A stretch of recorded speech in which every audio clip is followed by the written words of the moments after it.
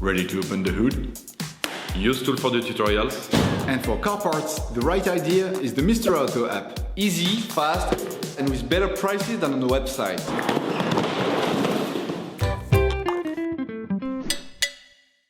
You can find the S&R bearing kit used in the video via the link in the description. Turn off your engine and set the parking brake. For this process, we're going to need to disengage the driveshaft from the wheel hub. Remove the central cover from the hubcap.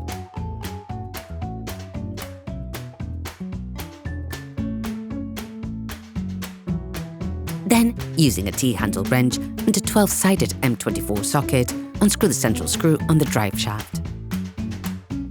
In order to change the front axle bearings on your vehicle, you will have to raise the front of the car and take off the wheels to have full access. Loosen the stud bolts on the front wheels. Raise the front of the vehicle and put it in the two-axle stance. We do strongly suggest watching the tutorial, safely lifting your vehicle before carrying out this step. You will then be able to take off the wheels. Don't forget to put them under the vehicle. You now have to remove the front braking system. To do this, we recommend watching the video how to replace the front brake discs and pads on a Golf 6. You can now see the threads on the bearing retaining screws. Start by brushing them and applying a lubricant in preparation for the following steps.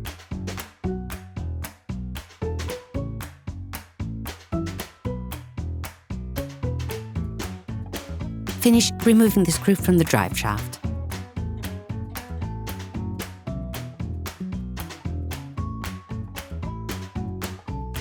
Unscrew the 3 fixing nuts on the control arms using a socket wrench and a 16mm socket.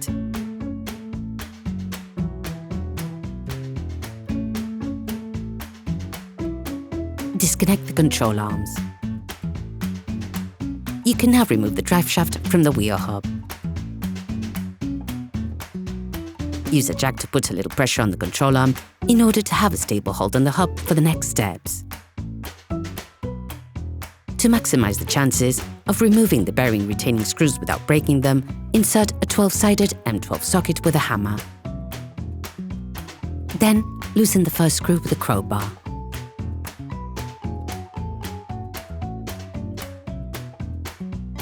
Repeat the same process for the other 3.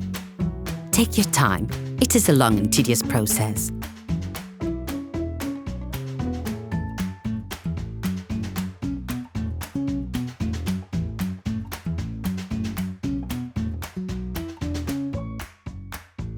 Finish removing them with a socket wrench.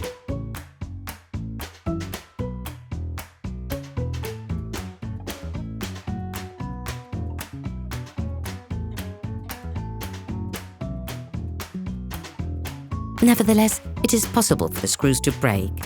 However, as long as the screw head is removed, it will be sufficient to remove the bearing. Once the 4 screws have been removed, apply lubricant to both sides of the bearing to facilitate its removal. You can use a hammer to help you remove it in a variety of ways. This step can be very time-consuming as the bearing is often stuck in its place.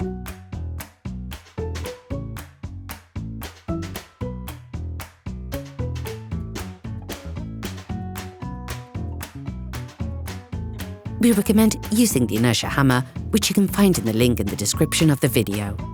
This will make it much easier to remove the bearing.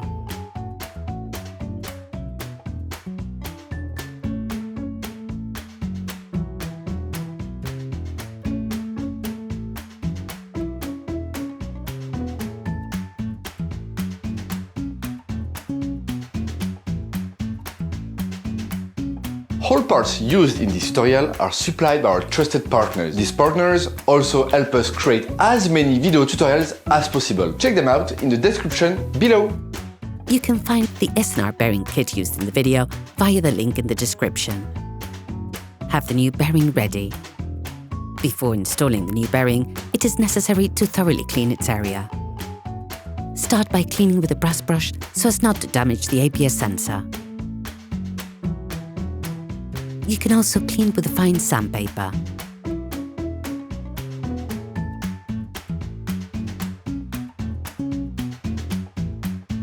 rinse the brake cleaner,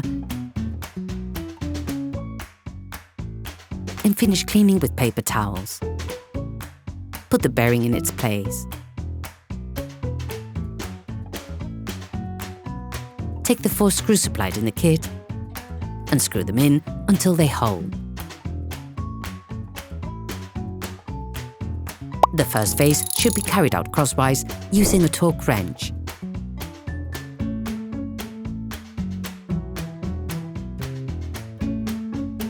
Finish off with a second tightening phase by adding a 90-degree angle.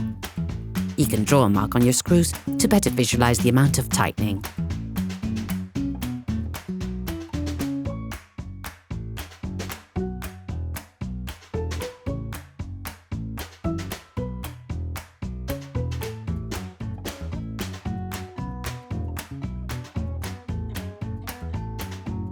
Remove the jack.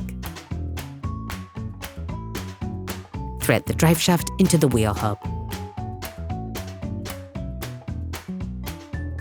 Put the control arms back in the control arm end. Screw the 3 control arm retaining nuts onto the end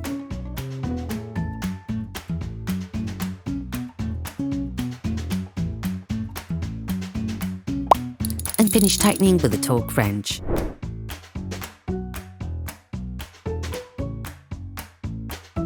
Fit the new driveshaft screw supplied in the kit and screw it in until it holds. Put the braking system back in place. To do this, we recommend watching the video how to replace the front brake discs and pads on a Golf 6.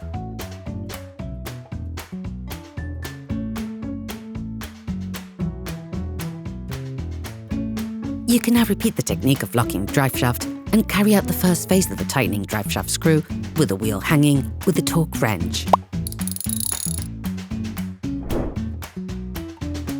Then you will be able to put the wheels back on and put your vehicle back on the ground. Once the vehicle is on the ground, you can carry out the second phase of tightening the driveshaft screw at a 180-degree angle.